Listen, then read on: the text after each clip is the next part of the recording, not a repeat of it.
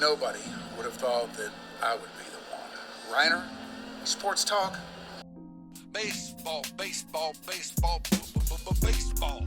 Oh, with the big mic. Oh, okay. All right, yeah. Okay, now I get it. We got a lightning strike, boys. What happened over there, Grego? We had a little lightning strike right outside the window. The Texas Rangers win the World Series. All right. Here's a tip for all these Americano League teams. Wait, you said tip? Yeah, tip. Okay. With a P. Keep jamming. The ticket, nothing but a big Gen X jerk-off sale. This is a cool night or what? Although somebody would hear that and go, bullshit. I'm back, bitches.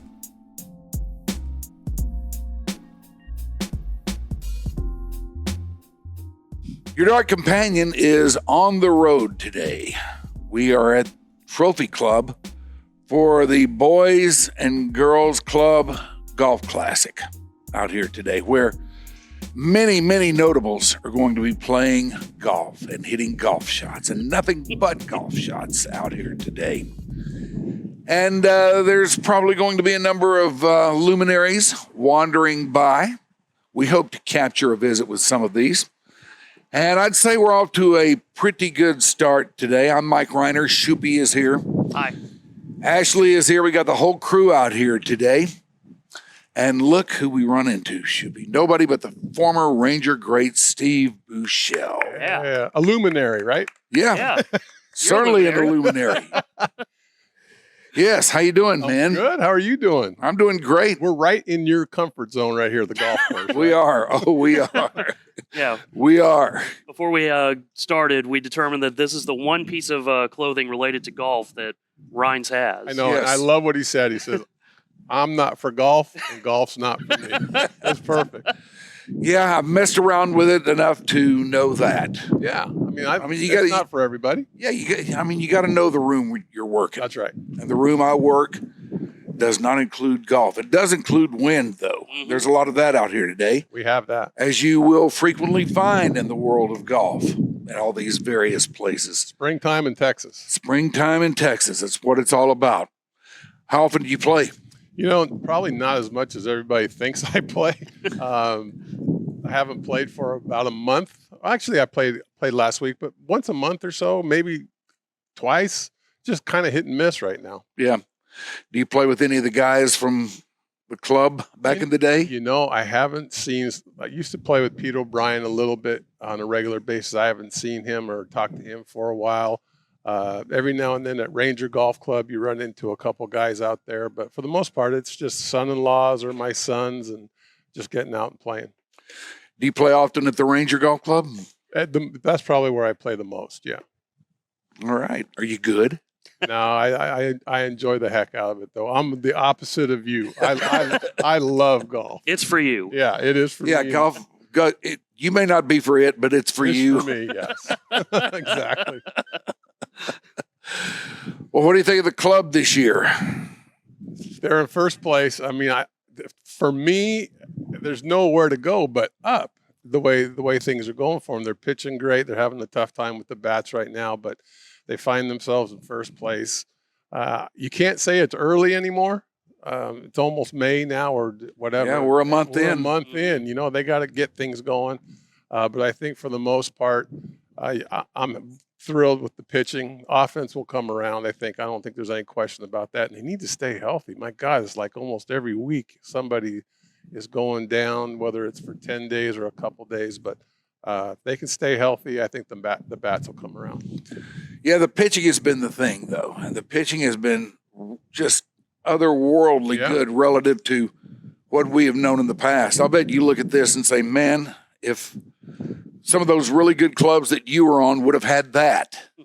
Yeah, that's easy to say, though. Yeah, right? it is. It is. I know. Back and there were times certainly we had some good pitching, but we didn't score runs either. But for the most part, we were a team that scored runs, I guess, when I played, but didn't have the staff and the depth like they do now. Yeah. Ranger teams have always scored runs, but Now with this pitching, I mean, it's otherworldly for me. You know, it's got to be a nightmare for other teams just to know that you're going to go up against. You got DeGrom and Uvalde, and then you think it's going to get easier, but it doesn't. Like, Yeah. you know, Molly's throwing great, Leiter's throwing. They're all throwing really well, and the bullpen's showing that they're very good. I mean, they're a nightmare for other teams. But the offense is not so much. There's always a but, right? There's always a but. God, When it comes to Rangers baseball, there's always a but.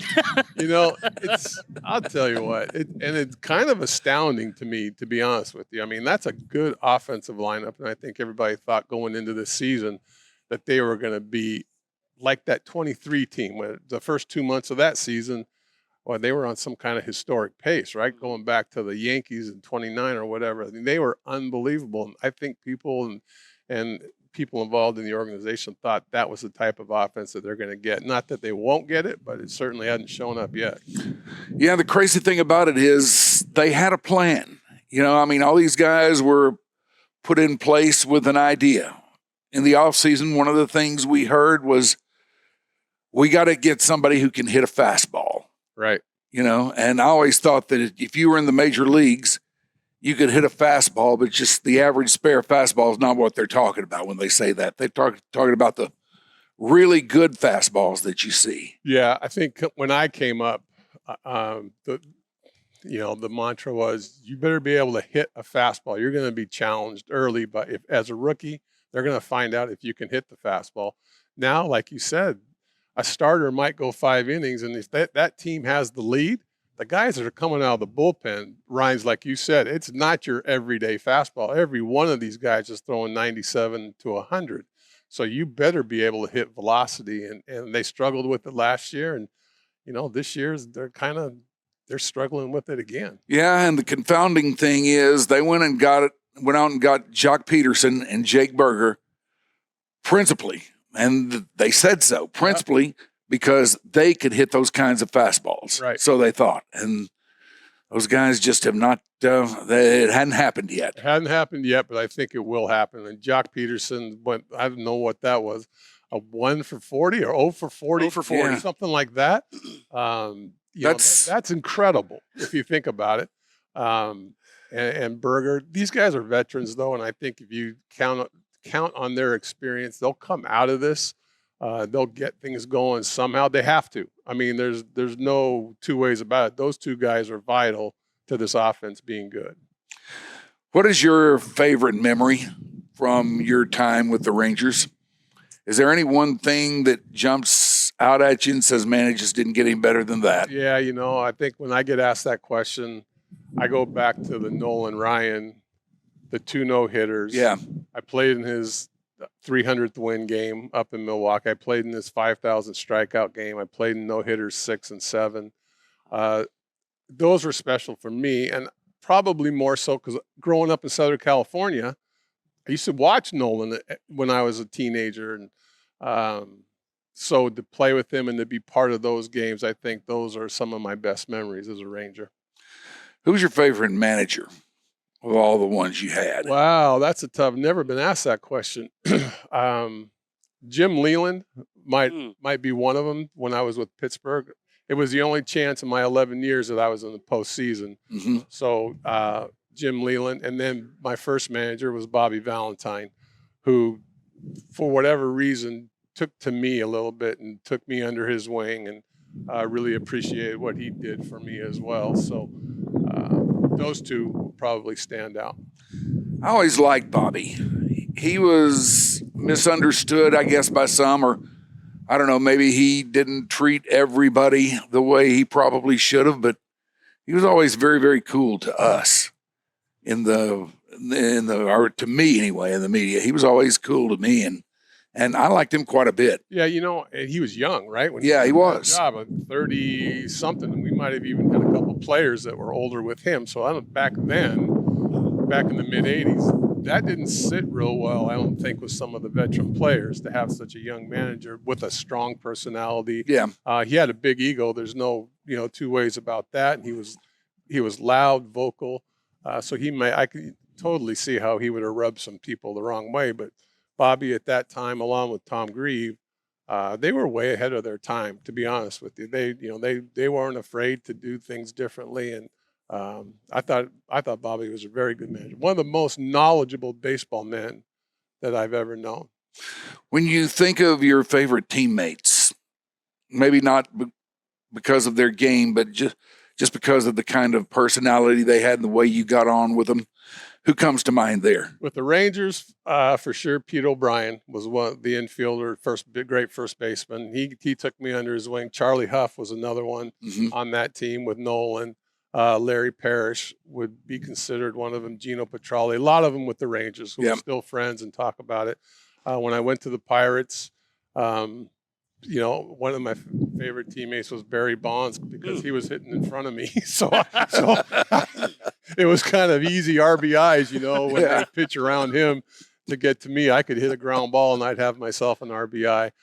Jay Bell, Andy Van Slyke, and Bobby Bonilla were all really fun to play with. And then with the Cubs, Sean Dunston, Mark Grace. Those are a couple guys that were some of my favorite teammates. How was Barry as a teammate? He was good. I mean, he was better than what the media brought out. I think he got better as time went by. People put him in place. When I was there, Kirk Gibson was with us for a little bit. So Kirk Gibson was that personality that he'd put anybody in their place, right? And he wouldn't let Barry slide with anything. But I think once you got to know Barry and saw how he played every day, as a teammate, that's number one, what you care about, that they go out and just play their ass off every night. And Barry did that. He was very misunderstood. Yeah, he was. He was. And I can see it too. Yeah, I can certainly understand why. But when a guy's misunderstood like that, you lose a little bit of focus on just how great he is. No doubt. I agree. Well, Steve Buechele, you are out here to take some golf shots. We will let you go and God, I want you to come on out and hit some golf shots. I want to see it. Rhynes, I want to see it today. You really don't. Right. Steve, every guest that we have on, before they come on, tell them we need to pressure. Oh, we got to get them out. Yeah. Get the cameras out there, too. Good talking to you guys. Yeah, Well, thank you for doing this. Yeah, we you got appreciate No it. problem. There he is, Steve Buechele, the former Ranger great. Just one of many luminaries we're going to be visiting with here today. Talking to literally 100 former Rangers. Yes, one by one. One by one. We'll have 3 questions with every one. Yes. You're just a warm-up act. Oh, luminary. I like it. Daphne Barlow is the director? CEO, okay, of the Boys and Girls Club of Fort Worth. And we are out here at the golf tournament today. And Daphne, here she is. You can take a look at her there. Yay. And she says she wants an open-ended question. And when people want open-ended questions, I have the ultimate open-ended question. All right. An open-ended question Michael. like no other you've ever fielded. Daphne, Yes, sir. what's your trip? Like in my psychedelic trip? It's open-ended. Yeah.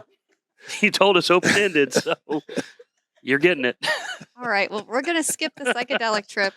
Fair enough. I might get me in trouble. Okay, all right. Well, then, but other than that, beyond psychedelia, what is your trip?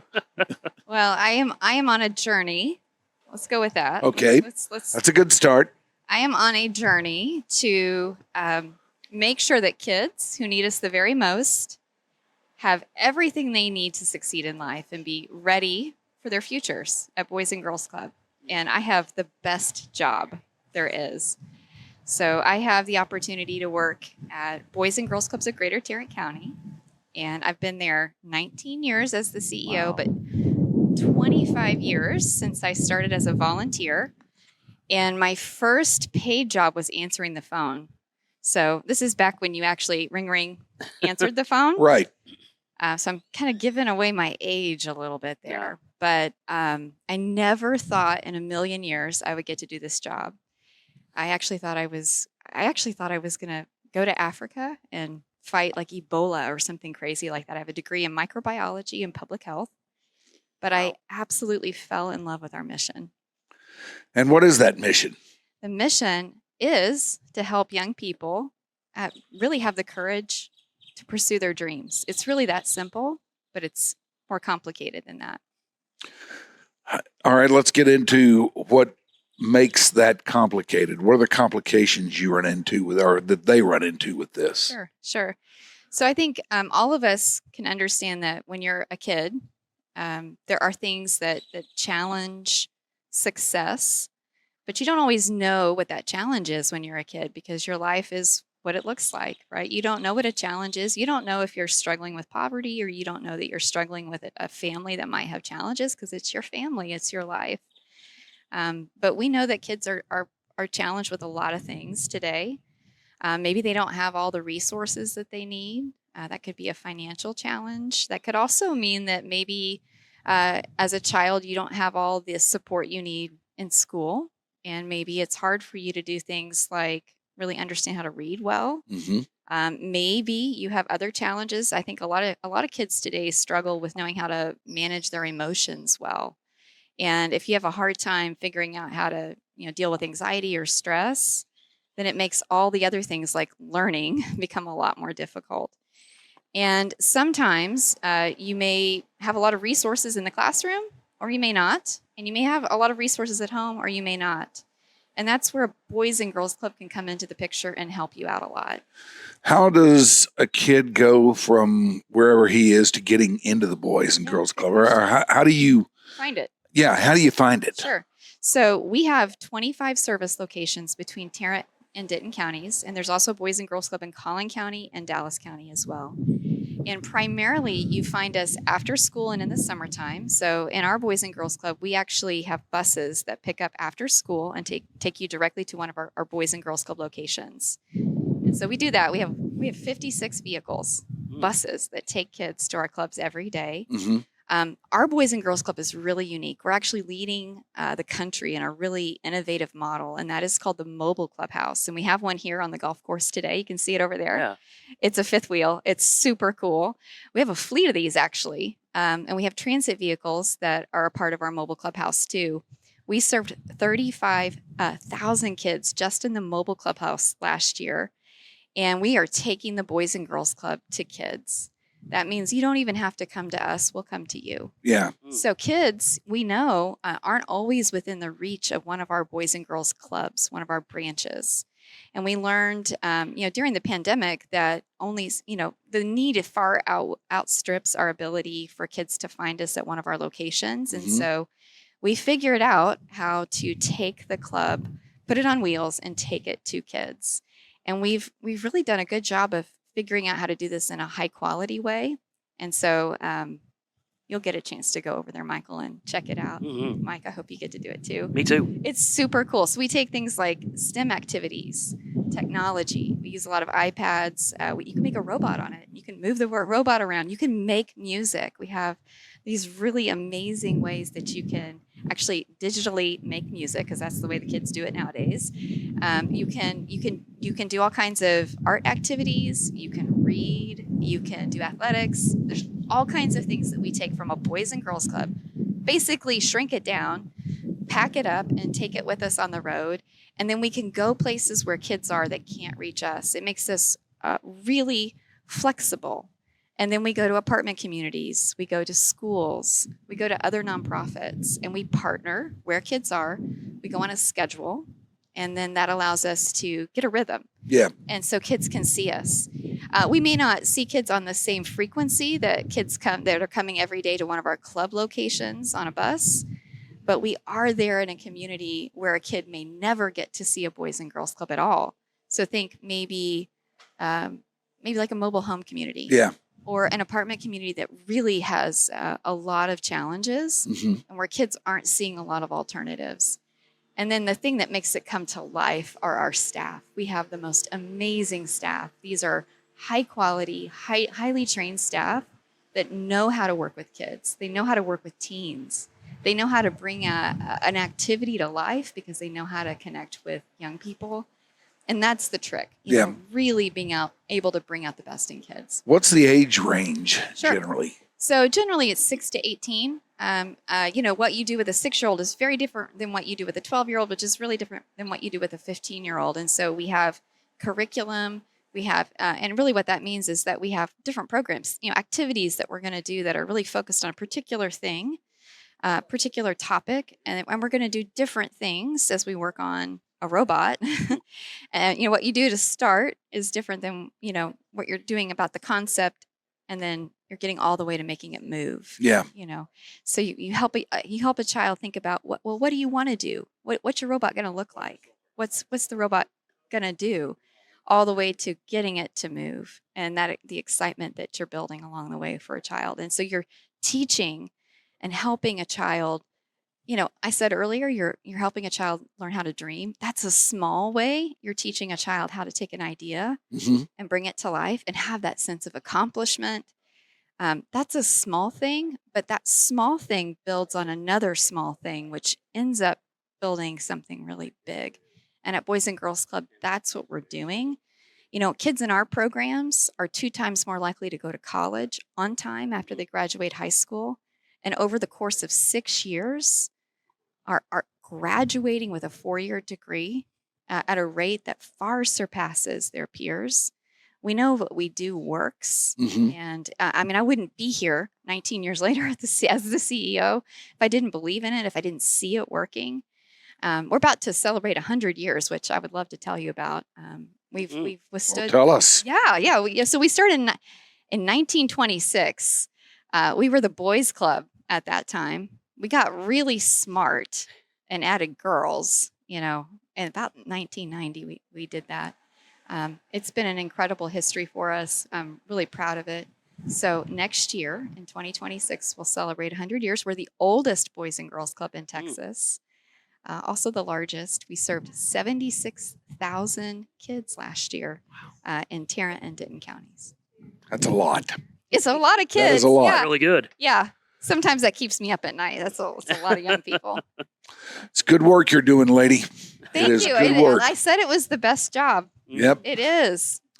Well, I thank you for popping on here with us. Thank and you, thank sir. you for having us out here today. You bet. You bet. Thanks. All right. We are back out here today at the U.S. Open. What? Nothing.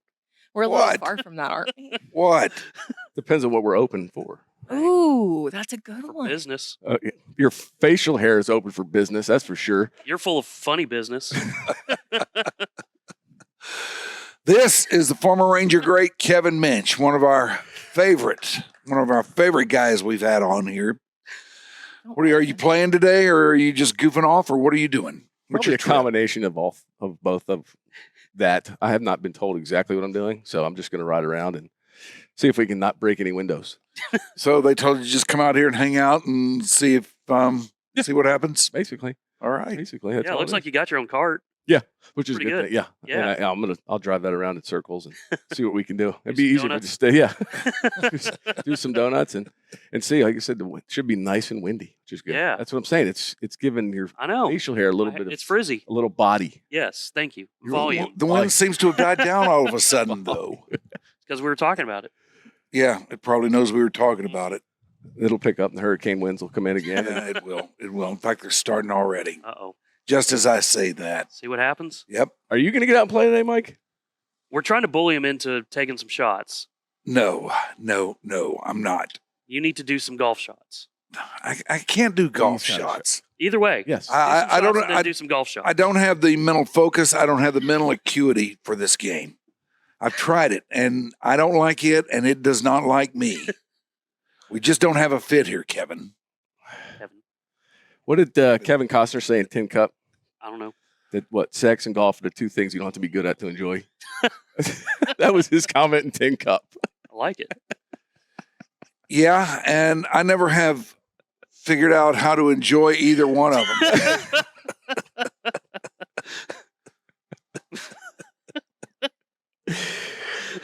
Wow. I think I've said enough there. Oh, that was a hell of a setup. Yep. That's usually what it is. Set them up, Yeah, knock them down I type was thing. gonna say. Yeah, exactly. Well, you set them up, I knock them down. Shoopy dunked it. Yeah. When was the last time you played? A couple weeks ago. I think it was played out here a couple weeks ago. So it was Not as quite as windy. I think it had just rained, so it was nice and muddy. So when I take some golf swings, I kind of move earth.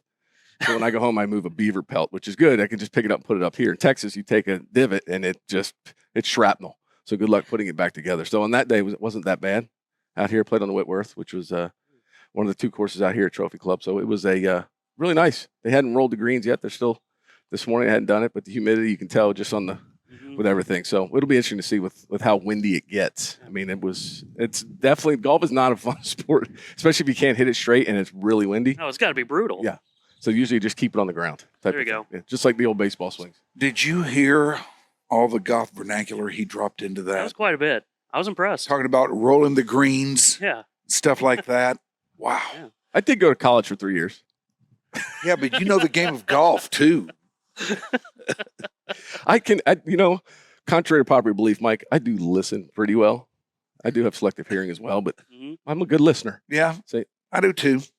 That's all it's about. Yeah, I mean, guys, I thought every guy had that selective hearing. Probably, pretty much. Yeah.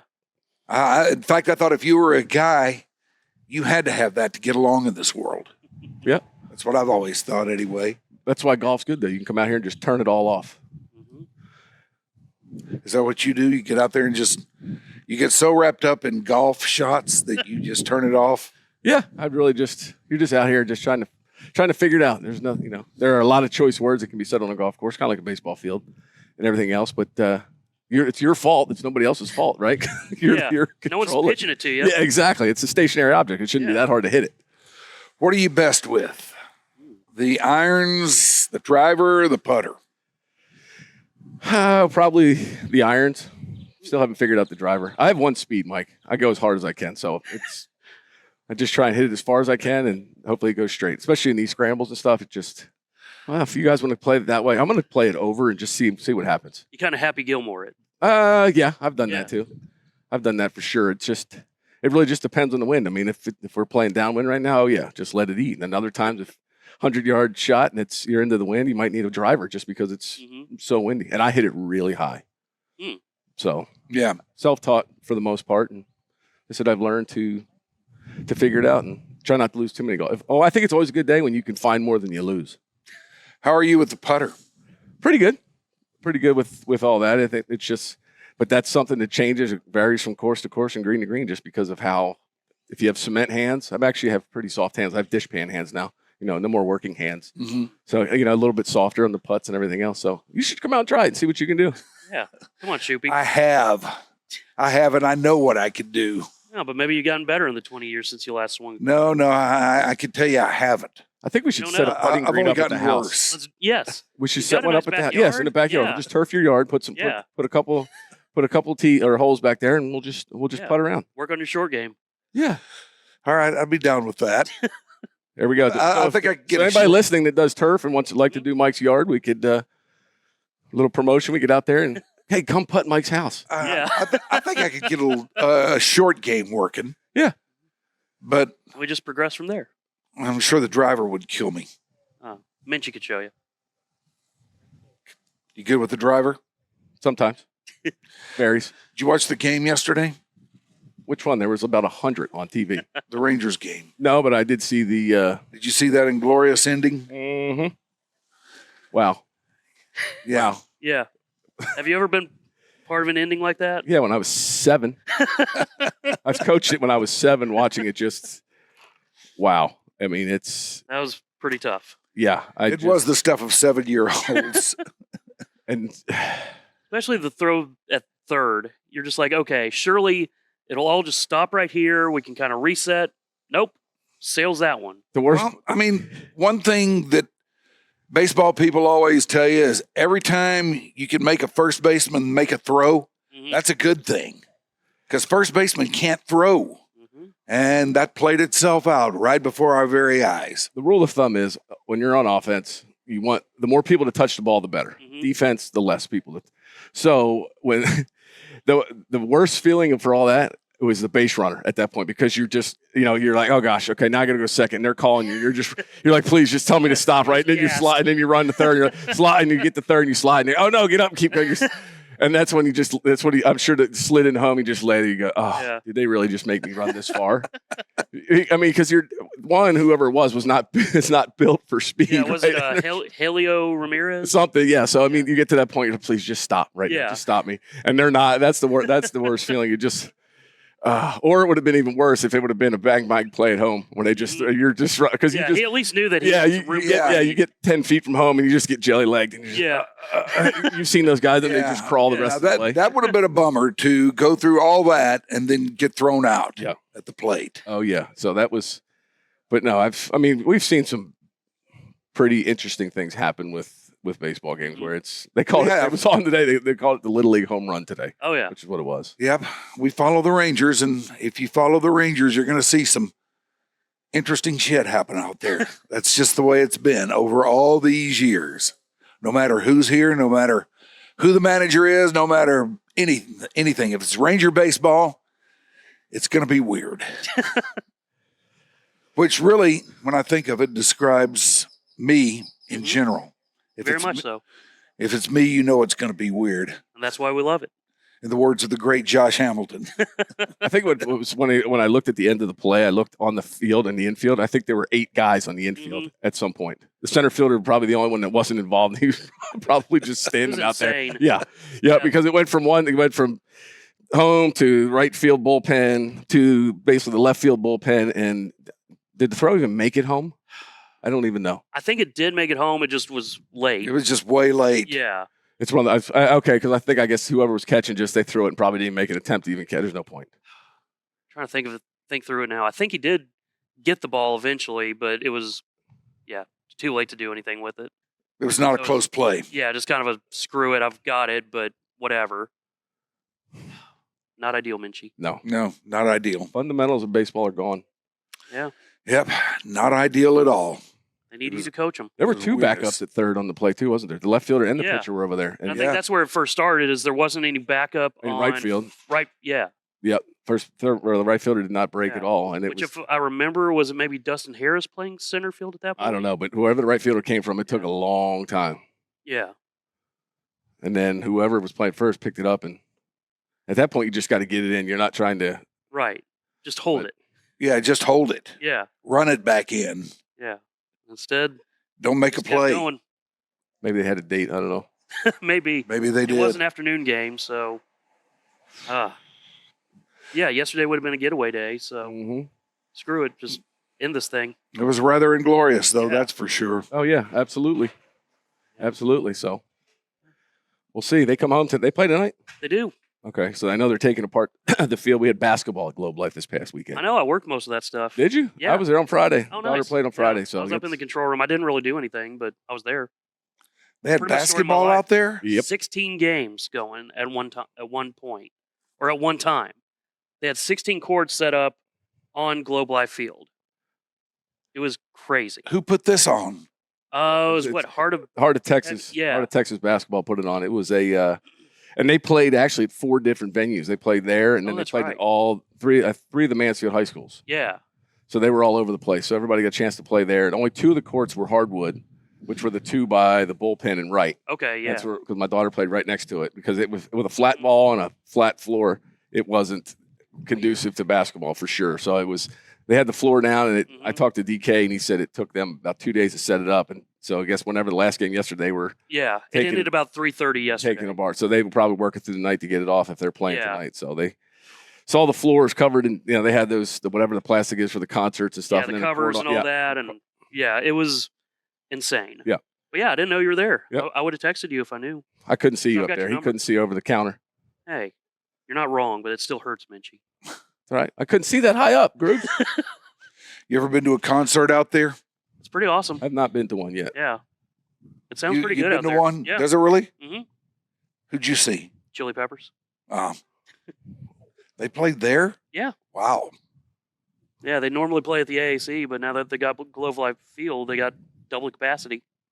We need to get awesome. Rhyner out there playing. Let's do it. No, you don't. You really don't. Why not? Yeah, set you up right at home plate. Yes. You play acoustic set, just you sitting on home plate. Yeah, we won't put the covers down or anything. Yeah. How about if I just go out there and throw out first pitch sometime? Wow. Can you get it that far? Well, some years back. We had this discussion. Yeah. Okay. Well, then you know the story. Yeah. I got it there. You know, it would have been a borderline strike, a borderline high strike, but I did get it there. Okay. Just had a little hump to it. This the old ballpark? Yeah. Okay. Yeah. Yeah, about 30 years ago, right? Well, I don't know if it's quite that long. It was close. Close. Well, yeah, close. See? It's got to warm up, and then we can set that up too in the backyard. Yeah. Get a little, yeah, we can. A little pitching mound. a little. You can get out there and throw some lemons or something against it. Boy, we're just going next level in the backyard here, aren't we? Hey, why not? It's all about renovations. That's what we're trying to build up, right? Yeah, it is. It is. It's all about trying new things. Mm-hmm. That's all we're doing here. Why not? Yeah, you make your house can become an amusement park. Yeah. That's yeah. It could. That could happen. Me and Minchie need a side hustle. A side hustle. Yeah, we're going to start with your backyard, and then when word of mouth gets going, we start working other people's backyards. All right. Cool. We make the money, and we retire early. His house is pretty much a amusement park already, with all of us being there all the time. It's fair. True. Yeah, that is true. With little snacks everywhere. Well, I know golf is calling you, so go play golf. I'm waiting. I haven't seen anybody leave yet. No, they have. They're right there. Oh, they already went. Left you. Yeah, they're out there. Okay. Left you in your dust. What time are you supposed to tee off? He's not playing today. Yeah. I don't know. About 5 minutes ago, probably. We'll find out. All right, well, go get coffee or something like that. See ya. Where's the cart girl? Yeah. It's Ashley. Oh, great Kevin Minch there. He would Former not Ranger, be getting great, what he wanted. Great Kevin Minch, Thank you, Minchie. our pal. Always a pleasure. Back out here at the Boys and Girls Golf Classic out here at Trophy Club today. It's the Your Dark Companion crew. We have Tom McCarty out here today. Good day, sir. How are you? Doing well. Man, it's always good to be out on a golf course, right? Always. That's what they tell me. Is I it- don't play, but that's what people tell me. Okay. Are you playing today, or exactly what you're seeing out here? Oh, what is my scene? Yeah. I'm actually I'm on the board of directors for Boys and Girls Club Greater Tarrant County, and several years ago, someone thought it'd be a good idea. I was chaired this committee to put this thing on, so I said yes, of course. Why not? You know, love golf. It's a great setting. We've had this classic for many years, and really, it's just one to spread our message from Boys and Girls Club. So that good idea that somebody had has turned out to be indeed a good idea, huh? Oh yeah, for sure. You know, I'm here.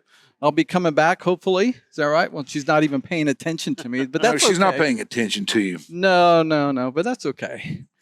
Are you playing today, or are you going to get out there, or are you in some kind of supervisory capacity, or No, what you seen here? No, I get supervised, but we all do. No, I'll go around. I'll visit with our sponsors and guests. I did bring my clubs. I can hit the ball, so I'll help out a little bit where I can. But just again to visit with the folks and tell them our appreciation and making it on out here. My day job, though, I'm an architect, business owner in Arlington, and we're the oldest architectural firm in the city of Arlington.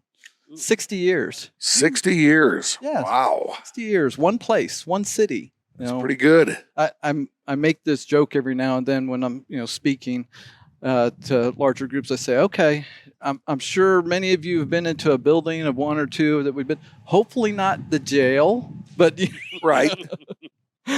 But when people ask me, what projects have you done, and I'm like, just about anything you can think of.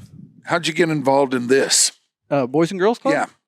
Yeah. Actually, the company is the predecessor who founded LBL was on the board for many, many years. The club that was right down the road from us, and as he was transitioning on out and I was coming into leadership, he introduced me to Boys and Girls Club and said, Tom, why don't you come on by? Mission, see what we're all about, and hooked right then. So I think it's been a run of maybe 15 years now. How would you define the mission of the Boys and Girls Club? We really are targeting youth and how they can really expand their horizons, expand their abilities. We've changed over the years in terms of size, but the idea is always to help those youth really be all their potential that they can be.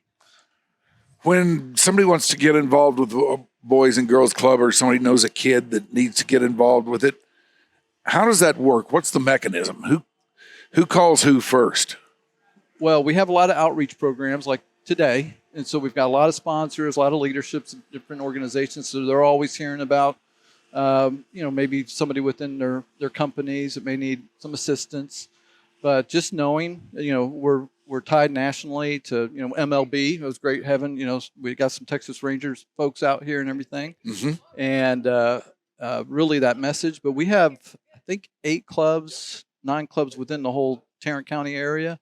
And so it's not far. We have a lot of outreach through the school districts, Fort Worth ISD, Arlington ISD, or, there's usually a way you can find out about a local Boys and Girls Club.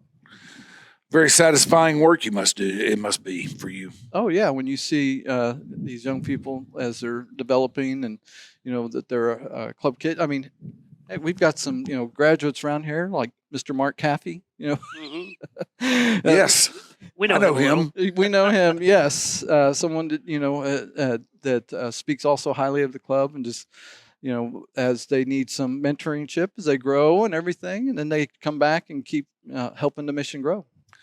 How do you guys get involved with a thing like this, like organizing the golf tournament and putting it on and everything? Well, we have a pretty good committee, work really hard from different walks of life and different organizations, and they go ahead and contact their friends, and again we touched over 70,000 kids last year. Yeah. And you kind of break that down to how many different companies are aware. There's never enough companies that know about us, so we're always trying to spread the word, spread our reach. We are started in Fort Worth, and then joined with Arlington, and as we're reaching into Denton County, it just more and more. Well, it's good work you guys are doing. I have a quick question. What do proceeds like this golf tournament go towards? Well, we have many programs within our organization. Sometimes it helps to update facilities, and some people just think the Boys and Girls Club is about where do I go after school to play basketball or that. But really, we have many educational type and tutorial aspects, and we're always out for grants as best we can. But safety and security, think about that. As an architect, I work on many school projects. Yeah.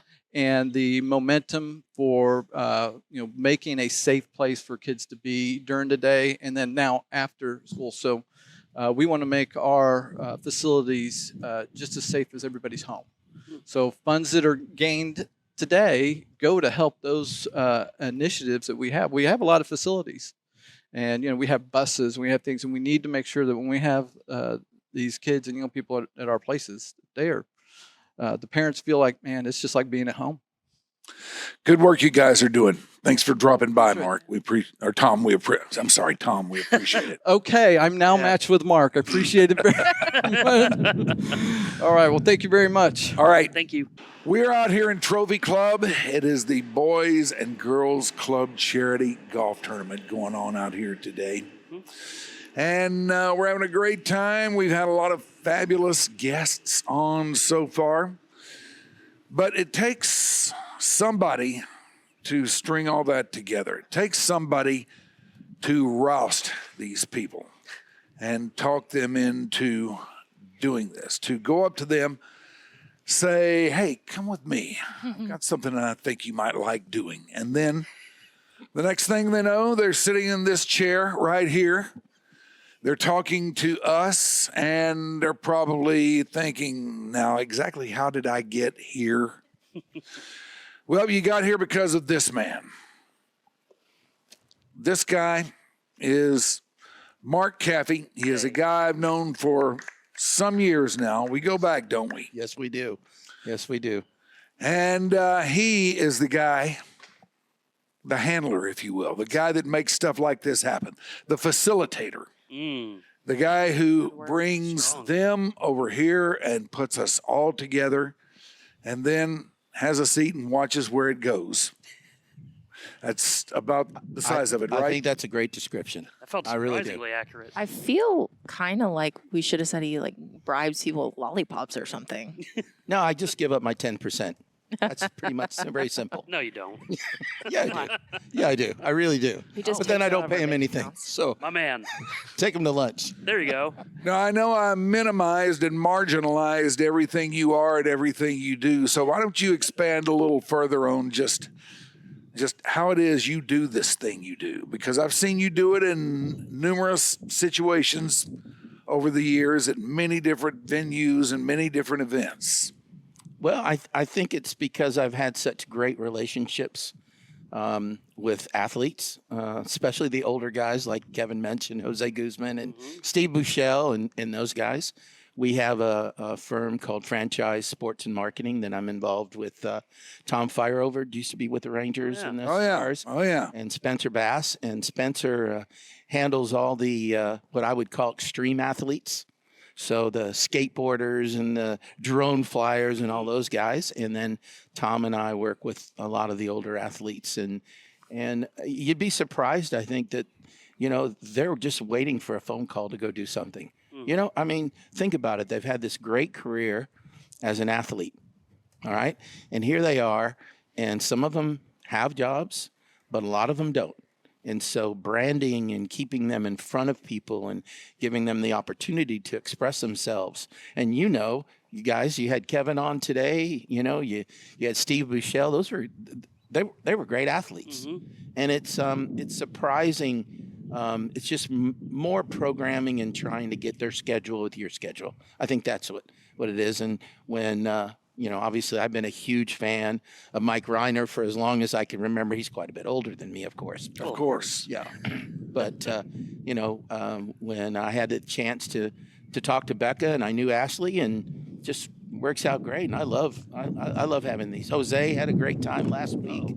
You know, Mensch always, he's always a good guest, isn't he? He's always happy to join us. He is. Yeah. Borderline desperate, but he's always happy to join us. And this is, I was a club kid growing up in Arlington, Texas. So I've been on this board, on the Stars board. I've been on the Boys Club board for now going on 14 or 15 years. So. Well, now this is interesting because I've never run across somebody who is involved in it on that side. So tell us a little bit about what the Boys Club did for you. Well, and you say Boys Club. Now it's the Boys and Girls Clubs. Yeah. But Mike's correct, because when I was a part of it, it was just when we grew up. Yeah, that's why I said it was that's just why I the said Boys that. Club. Yeah. I knew what I was doing. It was always the Boys Club. Yeah, yeah. And I moved here from California. My mom remarried, and I was still, my last name was Kosalova still. I hadn't changed my name and been adopted by my stepfather. And I got to school that first day, and this kid, Alvin Alexander, skinny little African-American kid, came up to me and said, he had a soccer ball, and we were kicking it around, and he said, "Do you know how to fight?" And I said, "No, I'm from California. We don't fight in California." He said, "Come with me." I went to the Boys Club on Elm Street, which was half a mile from our elementary school, and I got in the ring. And I remember ding, and then 11 seconds later, I looked up. I was lying on my back, drooling on myself. So that's how I learned to fight, was that first day when I came to school. But what they did do, and my father, he was my father, really. He's my stepfather, but he was my father.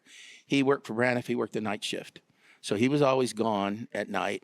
And Mom worked at a firm here at a doctor's office.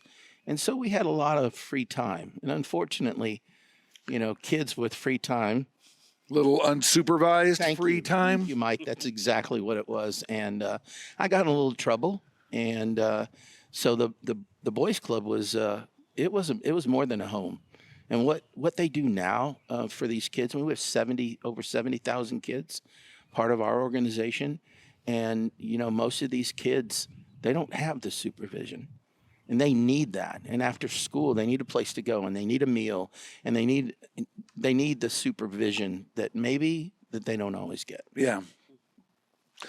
All right, how far back do we go exactly? Do we go back beyond the ticket or what? No, probably around, so you were with the ticket for how long? 26 years. 26. So maybe a little bit before then, but I there's a lot of people out there that don't know how old I am. So I would prefer not to go into exact terms about age, but yeah, I would say. Okay, Obviously, we know you're at that's his least girlfriend. 26. Your girlfriend doesn't know how old you are, obviously. No That's idea. That's why we're doing this. Yeah, with an S. Yes. Yeah, at the end. Yeah. Probably 30 years, a good 30 years, I bet. Yeah, but I've kind of been the outside fan guy, No, you're the hustler, man. Okay, well. You're the wrangler. You're the guy that gets people to come on with us and stuff. I like facilitator. Facilitator. I think I'm going to start using that. Okay. Yeah. It's yours to I'm going use. to change my middle name from Anthony to facilitator. Put it on your business card. Yes. Yeah. Perfect. That's your job now. Are these guys hard to wrangle? Some of them, yes. Some of them are very, very difficult. But give you an example. Bushell called me at 7:30 this morning. So excited about coming to play golf, and taking him and shaking hands. Pudge has a couple of really big deals. One with Choctaw, of course. Yeah. Another one with the plumbing guy. Oh my gosh, I can't remember. Baker Brothers. Baker Brothers. Yeah. Yeah. So, but a lot of these guys don't get some of the opportunities that Pudge and Mike Madonna and some of the other athletes that we've worked with have. And so trying to create that opportunity, Kevin Mench is a perfect example. He needs to be a spokesperson for somebody. So does Bushell. And unfortunately, I think nationally known, Kevin and Boo were, they both played for other teams. Boo played for Chicago after, so did Jose for that matter. But they're more known here in the Dallas-Fort Worth area, and just to create a simple opportunity. Kevin's a great speaker. I had Bushell do the Boy Scouts of America. I asked him to be my guest, to be my +1. And he says, well, what do I have to do? And I said, well, you might want to get up and say a few things. And, it was the Silver Eagle Award. And it was a banker, Mike Giroux's wife, Becky, won the award that year. Or it was John Lander, I can't remember. But he was spectacular as a speaker. And I had never heard him speak before. But, he did radio and TV. So he's very experienced. And now with all the shakeups and, with Bally and all that, you got a guy who's out there just, he's eager and excited about having the opportunity. And I took him around and shook hands. But a lot of the guys, they don't want to do that. They don't want to be what they call show pony, But what they don't understand is what an influence they have had on our lives, right? I mean, everyone's lives. Yeah. I mean, watching them play and admiring them, and especially if they're good people. And I don't really deal with anybody who's not a good person too. Do you run across a lot of them who listen to, what you throw down and say, no, I just don't think that's for me? Ken Griffey Jr. hung up on me. I just was trying to talk to him about doing a Playmakers restaurant. Playmakers, we have Dirk Nowitzki's restaurant at C37, and Marty Turco has a bar at Love Field. We're doing a couple with Simone Biles in Houston, and Griffey Jr. just hung up on me. He didn't know me. I mean, I get it. Yeah. I mean, they probably get hundreds of opportunities, and really and truly. But look at someone like Dirk. When we did the opening, we had Kevin out there. We had Nancy Lieberman. We had Naraha. We had a bunch of people, bunch of ex-athletes and people that were there. Dirk stayed for 2.5 hours. He signed every single basketball, jersey, shirt, took every single picture. I was blown away because I didn't know him like that, But when you see that happen and you see, how outstanding of a person he is, it's hard not to admire him. Yeah, I mean, you can't. If you just watch the guy play from a distance like we did, we never really got to know him per se or anything like that. But still, if you just watch the way the guy played the game, watch the way he treated the game, watch the way he carried himself, then you can't help but admire the guy. And it seems like in view of what's gone on these last few weeks, admiration for him has somehow grown in the wake of all that. Well, I'm speaking of the Luka trade. Oh, I know exactly what you're speaking of. Don't get me started. Donnie Nelson's one of my best friends and business partners, and I was shocked, to say the least. I'd love to know what Donnie had to say about that. I'd love to tell you, but I can't. I think we should call Donnie and ask Donnie to tell us. Well, you know what? We could get Donnie would be a great guest. I didn't even think I'd about love that. to have him. Let's do that. I would love to have him. He used to be great with you guys back in the day. Yeah, If he wasn't a basketball guy, he would be a stand-up comedian. He's awesome. He is spectacular. I worked with him at Fox Sports Southwest. I love Coach. He's great. Can I tell you a quick Donnie story? Do. Okay. So I hadn't really gotten to know Pudge very well, and I'm involved with the Dallas Stars on the ownership advisory board, and so we get to use the suite occasionally for other events.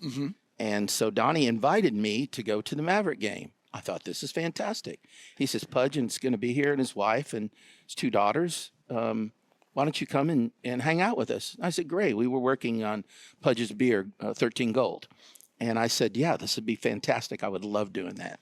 So we get there, and we meet at the W. There's 35, 40 people there in his group. We all walk over. I'm thinking, we're in the big Maverick suite, the 50-person suite, right? Okay.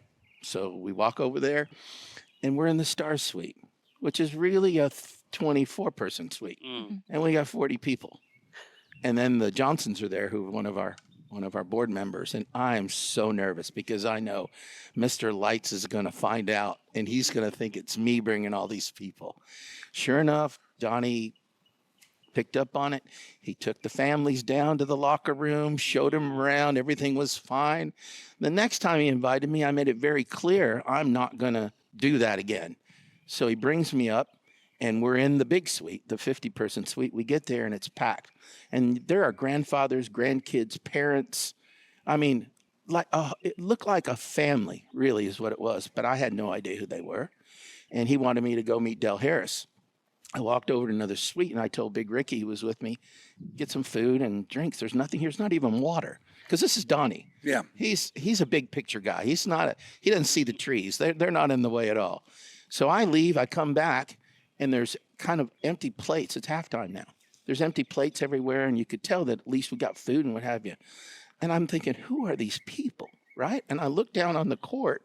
It's the Naismith family, the family that invented basketball. And they were giving away the Naismith Award. And here Donnie invites these people, and there's not one drop of water or food or anything else. This is the kind of stuff he does. I mean, but you know what? You can't help but laugh at it. I mean, he's just... And Dirk's here because of his father. I mean, it was Don that brought him here. And Luke is here because of Donnie. I think Donnie saw him when he was 13 and playing at FC Barcelona or something. And yeah, Donnie's a great guy. Really, really great guy. Boy, I'd love to know what he thinks about the events of a few weeks ago. I will share that with you offline, okay? Yeah, at a later date. Okay, all right, fair enough. He's somebody that I would ask for approval from. Smart. Most of the time, I don't mind telling stories, but when you're on air, that's a whole different situation, isn't it? We're aware. Yeah. We're not really on the air, This is just a little podcast. Nobody watches it. Little podcast, yeah. It all gets edited first. We're not live. So, who's the hardest guy that you ever had to wrangle? The one that was most difficult to run down. You'd tell him that we need to go here and do this, and he'd say, okay, I'm all about it. And then time comes, and he's nowhere to be found. Well, I can't describe it as that, but I tend to build a friendship with the people that I work with. Yeah. With the people that I know. I mean, that's just who I am, right? We did some podcasts, and Ashley was a part of that, and Nate Newton, Derek Harper, Craig Ludwig, and Kevin Mitch. Isaiah. We were called, what were we called? Dub Network, you forgot Isaiah. And Isaiah Standback, who was spectacular. He's great. Yeah, he is great. But I'll tell you something. I never really got to know Nate. And I really tried. I mean, we did a couple of events. I tried to talk to him. So it wasn't, I didn't even feel comfortable inviting him to go do an event or something like that, because I just I could never get there. And there are athletes that I remember meeting Steve Garvey at the airport in Chicago. We happened to be going through at the same time. I had texted him. I said, hey, I'm interested if you could help us with this particular. He sat down and said, so I don't really remember as much the athletes that are difficult as much as I do the ones that are good, special. Yeah. You know, and I hate to throw shade, you know. Yeah, sure. But sure. you know, with Nate, Nate and I never really hit it off. But he's a great guy. I mean, Russell Maryland is another guy who's done things for our boys and girls clubs. There's not a charity event that I have done or been involved in where it's been difficult to find someone. I was involved with Salvation Army, and I had Emmett speaking, but then Fort Worth came and offered Emmett a big number to speak. I understand. He called me and told me I can't speak. I'm 6 weeks out.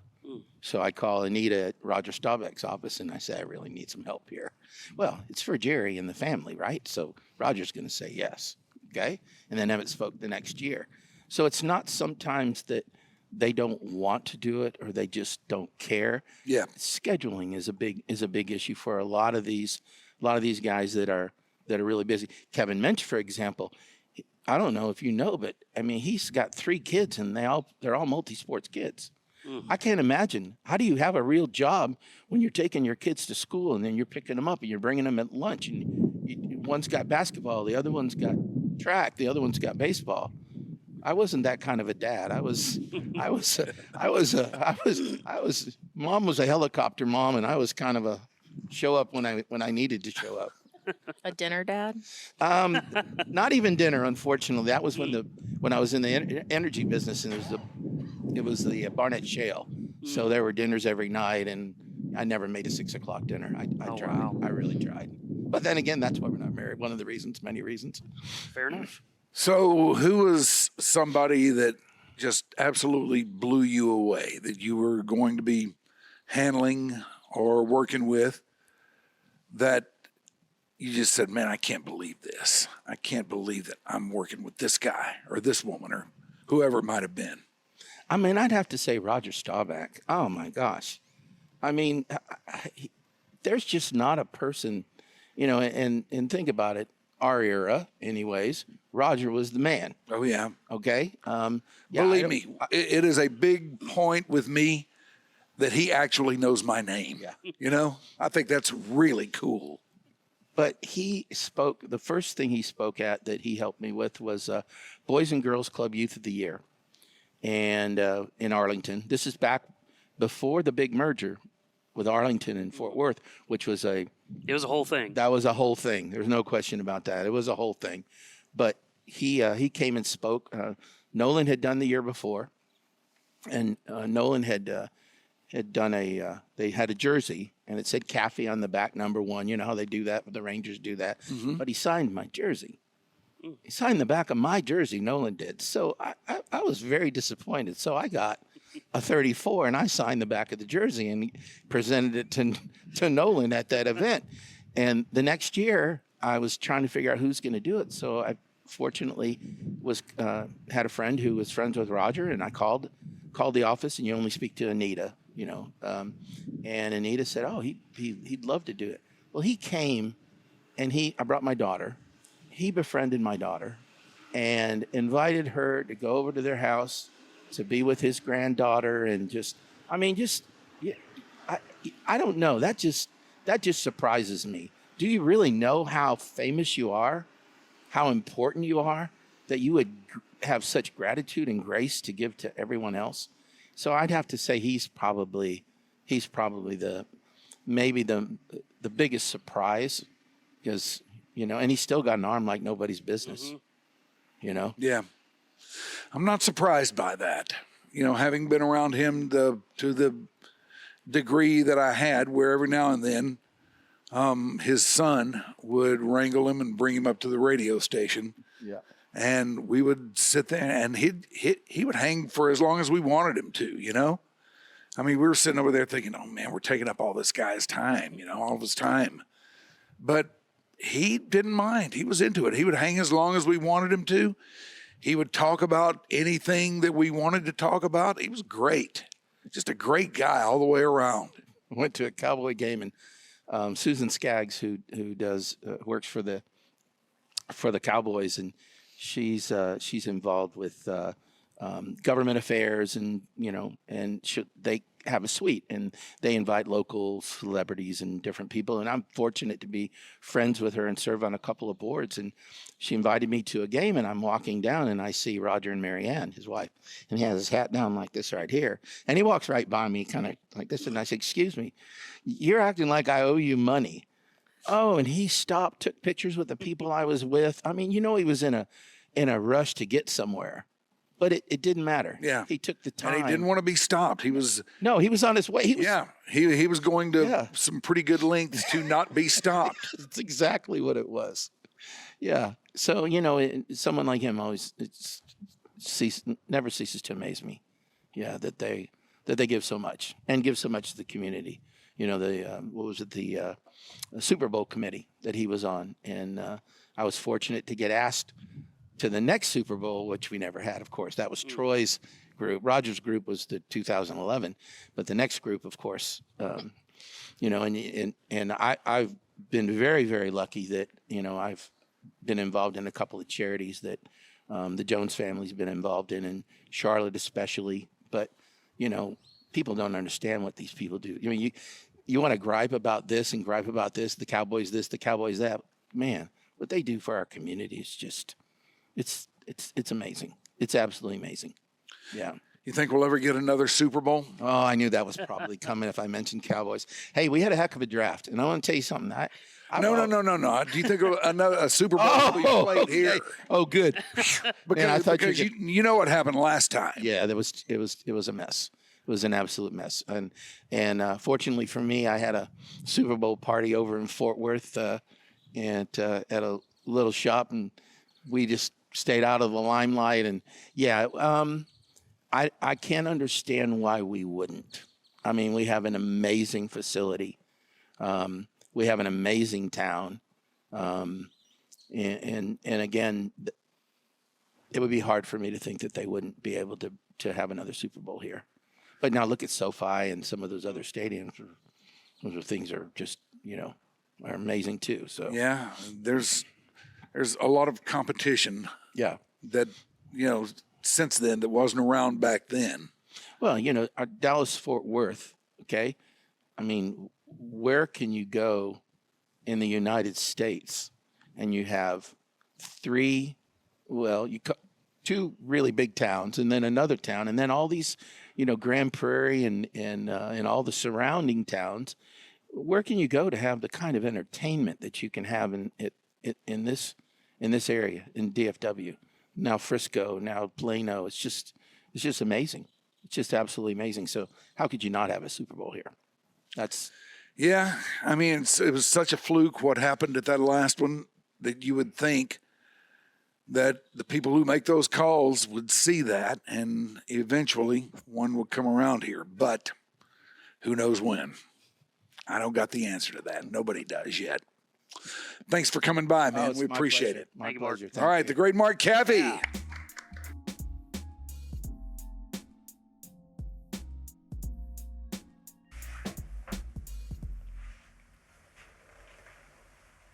All right. I'm going to go take my pants off.